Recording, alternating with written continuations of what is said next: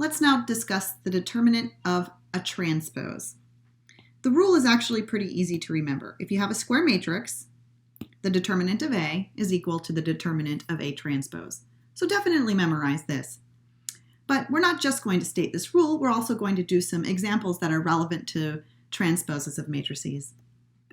In the next example, what we're going to see is that it's possible to take a matrix which is not invertible and take another matrix which is not invertible and multiply them together and produce something that is in fact invertible.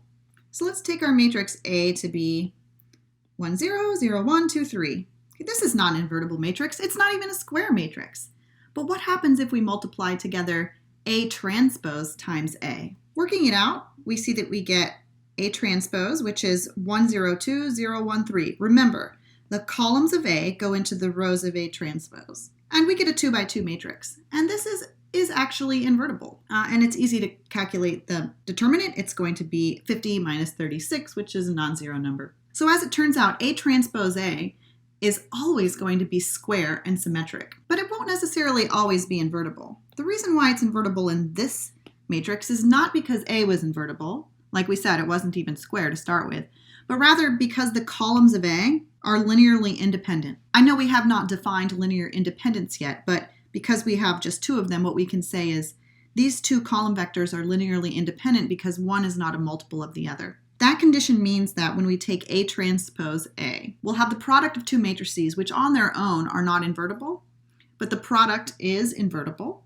and it's square and symmetric as well. Let's actually contrast this with A transpose rather than A transpose A. So now we're going to be taking our original matrix A first in the product and multiplying it by A transpose.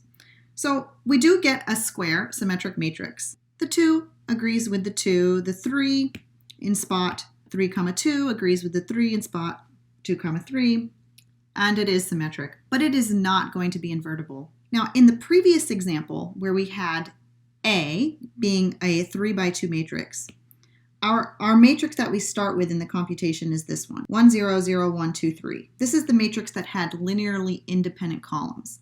And the fact is, I'm not proving this fact, but I'm asserting that the fact is, when you calculate A transpose A, it's going to be invertible.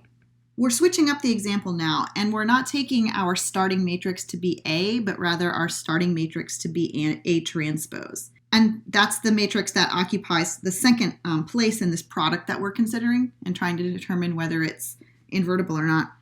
Well, take a look at the columns of this matrix. We have a 0, 1 and a 1, 0, and these are independent vectors from each other, but this 2, 3 is a linear combination of 1 and 0. You could write 2, 3, the vector, as being 2 times 1, 0, plus 3 times 0, 1. So this matrix has columns that are linearly dependent. It means there is a relation between the columns of the matrices. And so I know ahead of time that when I write down the product of this matrix and its transpose, which is in our notation going to be A transpose, that it's not going to be invertible. But let's go ahead and work out the determinant just as a check, and also to practice calculating determinants. So we have this 3 by 3 matrix that we get by multiplying these together. 1, 0, dot product with 0 with 1, 0 gives us our first entry of 1. And you can work out all the other entries of this matrix. And now let's calculate the determinant. So I'm going to zoom in here a little bit and write my determinant of A transpose. And I want to use cofactor expansion. So this is the determinant of the 3 by 3 matrix.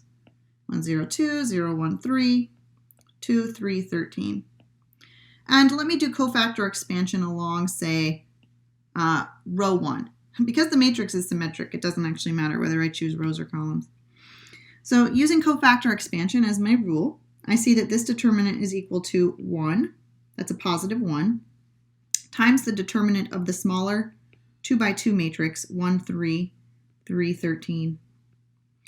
And then I'm going to have minus 0 times the smaller determinant plus 2 times the determinant of the 2 by 2 matrix 0, 1, 2, 3. And now here I have two smaller determinants to work out, and this gives me 1 times 13 minus 9 plus 2 times 0 minus 2. Uh-oh, this is giving me 4 minus 4, and that is equal to 0. Actually, that's what I expected. The determinant is 0 because the matrix is not invertible. Let's summarize our findings from this example on the next page. The fact is, when the columns of a matrix are linearly independent, then the matrix product A transpose A will turn out to be an invertible matrix, regardless of whether the matrix A that you started with was square or not. We'll probably come back to this fact and try to prove it at a later time. One important caveat to mention is that in the case that you have A transpose A and it's invertible, like the first example that we did, then notice that the inverse of A transpose A is not necessarily A inverse A transpose inverse. While it may be tempting to attempt to factor A transpose A inverse in this way, that won't necessarily be true because that would imply that A itself had an inverse. And we know from example that A may itself not have an inverse. So the moral of the story of this example is that when a matrix product involves factors that are not square, you need to be a little bit careful about distributing those inverses. So let's finish things up by mentioning just a couple more facts about transposes. If you have the sum of two matrices, A plus B, and then you take the transpose, that's A transpose plus B transpose. And a product can be written AB transpose is B transpose A transpose. That rule is much like the rule for inverses. And if you have the inverse of the transpose, it's the transpose of the inverse. So these are rules you can use.